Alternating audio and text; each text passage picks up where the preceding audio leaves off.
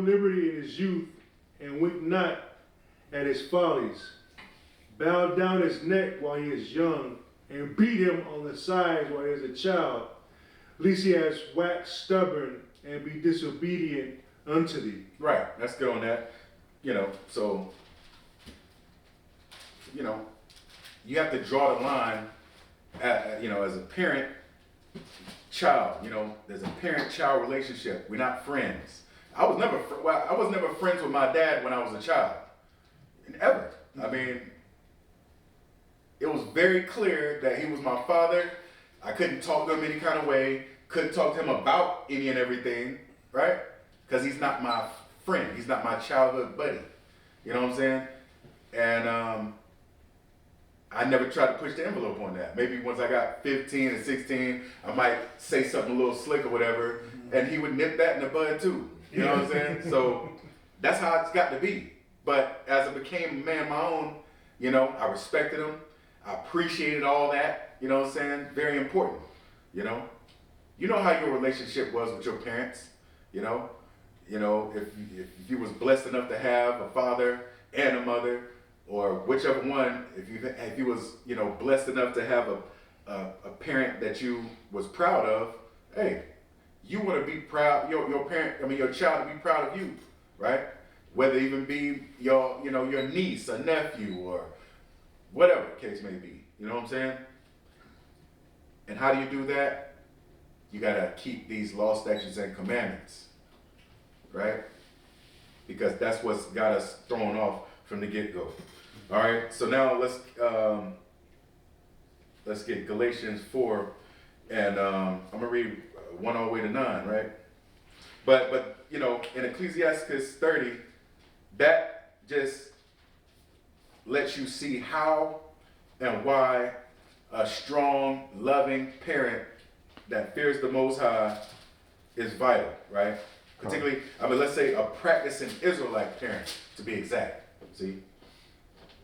I got a scripture, a precept. I want to bring it out. You change the subject. You brought it up a little bit again. Okay, go on. How it's important for an Israelite man to be in a household. Right. How Esau knows that when you start an Israelite man, you're going to take over the household.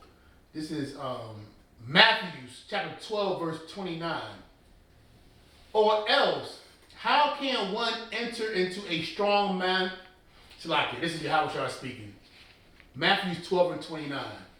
Or else, how can one enter into a strong man's house and spoil his goods, except he first bind the strong man, and then he will spoil his house? That's right. Beautiful. Very important. If there ain't no strong man in that house, it's up for grabs. Yep.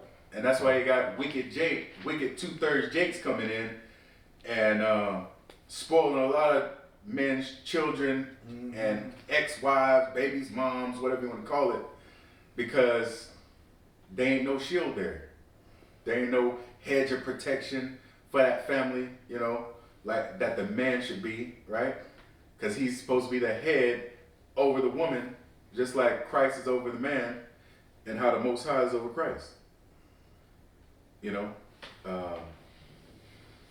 It just makes that household weak and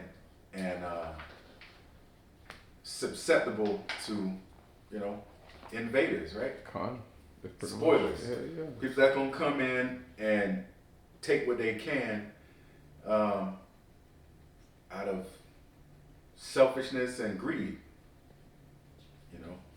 And I say this, you gotta give the old school women a little bit of credit, because sometimes the old school women, they even like their husband, but they stay together for the family's sake. A lot of times when they got older, that happened in my family, they divorced. Right. And they 50s to 60s, well, I'm done now. My kids Right. are grown. Yeah. We gotta give them credit though. Yeah. Like, I don't, me and my husband fell out of love, but we're gonna stay together. Because it's an obligation, it's a duty. It's not just fun, and it's just not, it's not just something we got going on. No, when we have these youngins, we gotta, do right by them until they old enough to be out there on their own. Mm-hmm. You know what I'm saying? And that's that goes along with letting them see you do the right thing or do what you should do. Don't just tell them, oh yeah, you know, you should support your husband, but you don't support your husband. Right. You know? So, or hey, yeah, you should, you know, take care of your wife and kids, and you should love your wife and treat her right, you know, but you ain't treating your wife right. You know? So talk is cheap, you know. You gotta lead by example. All right? So let's get that in Galatians. Galatians chapter 4, verse 1. Now I say that the heir, as long as he is a child, differeth nothing from a servant, though he be Lord of all. Right. So, you know, a child is subject to his parents. Like a servant works and doesn't get paid necessarily, but they get, you know, shelter, food, shelter, housing, right? That security. And it's the same way with a child. It don't matter if that child is destined to be ruler of a nation. When he's a child, he's a child. He takes orders. Okay? He doesn't give orders until he becomes an adult. Go ahead. But is under tutors and governors until the time appointed of the father. Right. Exactly. So you gotta be taking instruction and correction as a child until your time comes to rule or to lead. Right? And this, you know, this relates to Yahweh Shai as well, right? It's gonna get into that next. Go ahead. Even so we, when we were children, were in bondage under the elements of the world.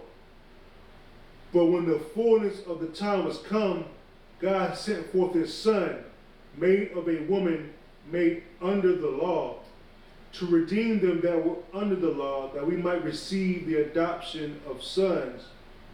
And because ye are sons, God hath sent forth the Spirit of his Son into your hearts, crying, Abba, Father.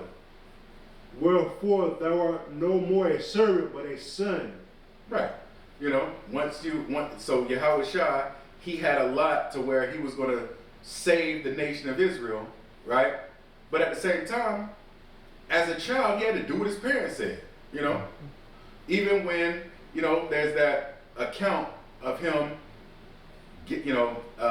separating himself from his parents when they was traveling.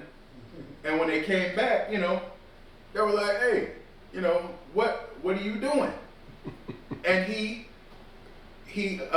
took that correction, and he knew he was, you know, that he needed to be under their, you know, their rules until his time came, right? And so he didn't do that again, right? Go ahead, though. Wherefore thou art no more a servant, but a son. And if a son, then an heir of God through Christ. Howbeit then, when ye knew not God, ye did service unto them which by nature are no gods. Right. In other words, you know, Mary and Joseph, they weren't gods, right? But they were still his parents, and he was a servant unto them. He was their child. He was under their rulership, if you will, you know, because he was a child, you know, at that time. Go ahead. But now, after that ye have known God, or rather are known of God, how turn ye again to weak and beggarly elements, whereunto ye desire again to be in bondage? Right. So, after you are a child, and then you become a man, you don't go back to being a child and being a beggar and not being able to take care of yourself anymore, right? That's going backwards. No, you have to continue on to be a leader, right? Continue to grow, and, you know, it's important that you don't regress, you know, but if you weren't that servant to your parents, if you weren't an obedient child, you haven't been taking correction, you went astray, you know, maybe it was your parents that was not parenting strong enough, whatever the case may be, society, but that's not what you want. You know, you want your foundation to be strong so that you can stand strong as a man, right? That was it on that.